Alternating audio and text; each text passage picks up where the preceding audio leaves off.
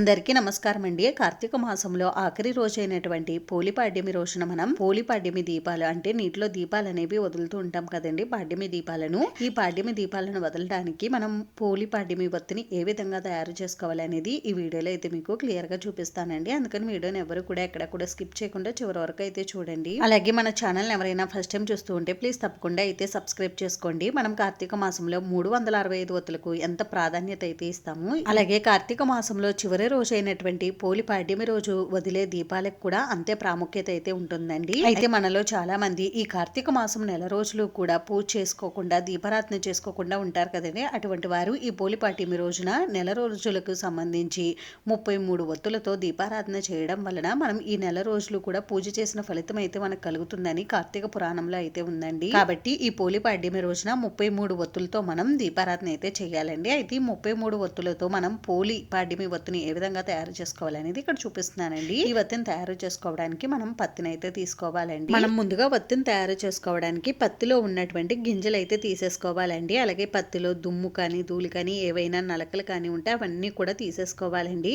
అవన్నీ కూడా తీసేసుకుని పత్తిని ఒకసారి బాగా ఈ విధంగా చేతులతో అనుకుని ఆ తర్వాత మనం వత్తులను అయితే తయారు చేసుకోవాలండి. ఇక్కడ ఈ పోలిపాడ్యమి రోజు మనం దీపారాధన చేయడం కోసం వత్తిని 2 విధాలుగా అయితే తయారు చేసుకోవచ్చండి. ఆ 2 విధానాలు కూడా నేను ఈ వీడియోలో అయితే మీకు చూపిస్తానండి. అయితే మనం ఈ పోలిపాడ్యమి వత్తు తయారు చేసుకోవడానికి కుందొత్తులైనా చేసుకోవచ్చండి. లేదు అంటే ఇలా మనం కొద్దిగా పత్తిని తీసుకుని ఈ పత్తిని 2 వైపులు కూడా ఈ విధంగా వత్తుల్లా చేసుకుని ఈ విధంగా అయినా కూడా మనం వత్తులను చేసుకోవచ్చు. అయితే ఇలా చేసుకుంటే మనకి వత్తు అనేది అందంగా కనిపిస్తుందండి.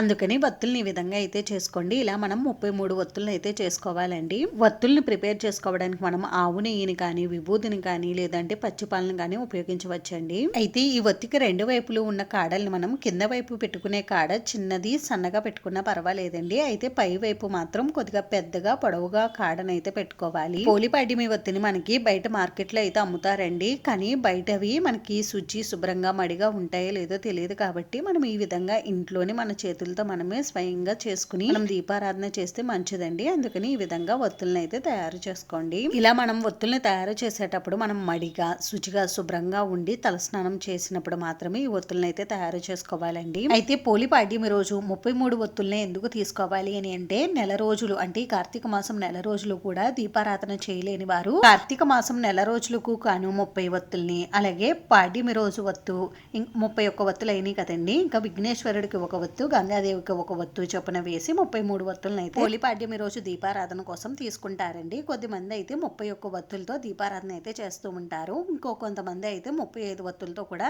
ఈ పోలిపాడ్యమి రోజు దీపారాధన అయితే చేస్తూ ఉంటారండి. ఈ ఆచారాన్ని బట్టి మీరు ఎప్పుడు ఎలా చేస్తారో అన్ని వత్తులతో మీరు దీపారాధన అయితే చేసుకోవచ్చు. నేనైతే ఇక్కడ 33 వత్తులతో దీపారాధన అయితే చేస్తానండి. అందుకని నేను ఇక్కడ 33 వత్తులను అయితే తయారు చేసుకున్నాను. ఇలా మనం 33 వత్తుల్ని తయారు చేసుకున్న తర్వాత ఇప్పుడు ఈ 33 వత్తుల్ని ఈ విధంగా మనం సమానంగా పెట్టుకోవాలండి. ఈ విధంగా ఎక్కడా కూడా హెచ్చు తగ్గులు లేకుండా నీట్ గా అయితే పెట్టుకోవాలి. మనం ఈ వత్తికి చిన్న కాడ పెట్టుకున్నాం కదండి, అది కింద వైపుకు వచ్చేలా, ఇంకా పెద్ద కాడ పెట్టుకున్నాం కదండి అది పై వైపుకు వచ్చేలా మనం వత్తుల్ని అయితే పెట్టుకోవాలి. ఇలా 33 వత్తుల్ని పెట్టుకున్న తర్వాత ఇప్పుడు ఏదైనా ఒక దారాన్ని తీసుకుని ఈ దారాన్ని ఈ విధంగా మనం ఈ వత్తికి ముడిలో అయితే వేసుకోవాలండి. ఇలా ముడి వేసుకున్న తర్వాత కొద్దిగా దూదిని తీసుకుని ఈ వత్తి పైన ఈ విధంగా మనం వత్తిలా చేసుకోవాలండి. ఈ విధంగా చేసుకుంటే మనకి వత్తి చూడడానికి అందంగా కనిపిస్తుంది. అలాగే వత్తి కూడా ఎక్కువసేపు వెలుగుతుందండి. ఈ విధంగా పోలిపాడ్యమి రోజు వత్తిని అయితే తయారు చేసుకోవాలండి. అయితే ఈ వత్తిని ఇంకొక విధంగా కూడా మనం తయారు చేసుకోవచ్చు. అది ఎలా అంటే మనం పువ్వొత్తులు చేసుకుంటూ ఉంటాం కదండి, పువ్వొత్తులతో కూడా మనం ఈ వత్తిని అయితే తయారు చేసుకోవచ్చు. అది కూడా నేను ఈ వీడియోలో చూపిస్తాను చూడండి. నేను ఆల్రెడీ మన ఛానల్లో పువ్వొత్తులు ఏ విధంగా తయారు చేయాలనేది చెప్పానండి. ఆ వీడియో చూడండి, మీకు క్లియర్ గా అర్థమవుతుంది. ఎవరికైనా పువ్వొత్తులు చేయడం రాని వారికి ఆ వీడియో అయితే ఉపయోగపడుతుంది. అయితే మనం తీసుకున్న పత్తితో పువ్వొత్తులను అయితే తయారు చేసుకోవాలండి. మీరు పోలిపాడ్యమి రోజు ఎన్ని వత్తులతో దీపారాధన చేయాలనుకుంటే అన్ని పువ్వొత్తులను అయితే తయారు చేసుకోండి. నేనైతే ఇక్కడ 33 పువ్వొత్తులను అయితే తయారు చేసుకుంటున్నాను. ఇలా 33 పువ్వొత్తుల్ని తయారు చేసుకున్న తర్వాత 11 పువ్వొత్తుల్ని కలిపి ఒక వత్తులా చేసుకుని ఈ వత్తుల్ని మనం ఆవు నెయ్యిలో కానీ నువ్వుల నూనెలో కానీ తడిపి అరటి డప్పుల్లో వేసుకుని ఇలా కూడా దీపారాధన చేసుకోవచ్చండి. లేదు అంటే ఈ 33 వత్తుల్ని మనం ముందు ఏ విధంగా తయారు చేసుకున్నామో ఆ విధంగా ఏకవత్తిలా తయారు చేసుకునైనా మనం దీపారాధన చేసుకోవచ్చు. మీకు ఈ 2 మెథడ్స్ లో ఏ విధంగా నచ్చితే ఆ విధంగా మీరు ఈ పోలిపాడ్యమి వత్తుని అయితే తయారు చేసుకోవచ్చండి. ఈ విధంగా పోలిపాడ్యమి వత్తులను అయితే తయారు చేసుకోవాలండి. మీ ఇంట్లో ఎంతమంది ఉంటే అంతమందికి ఈ విధంగా పోలిపాడ్యమి వత్తులను అయితే తయారు తయారు చేసుకోండి. అంతేనండి, చూసారు కదా. ఈ వీడియో మీకు నచ్చితే ప్లీజ్ లైక్ చేసి, షేర్ చేసి, సబ్స్క్రైబ్ చేసుకోండి. Thanks for watching.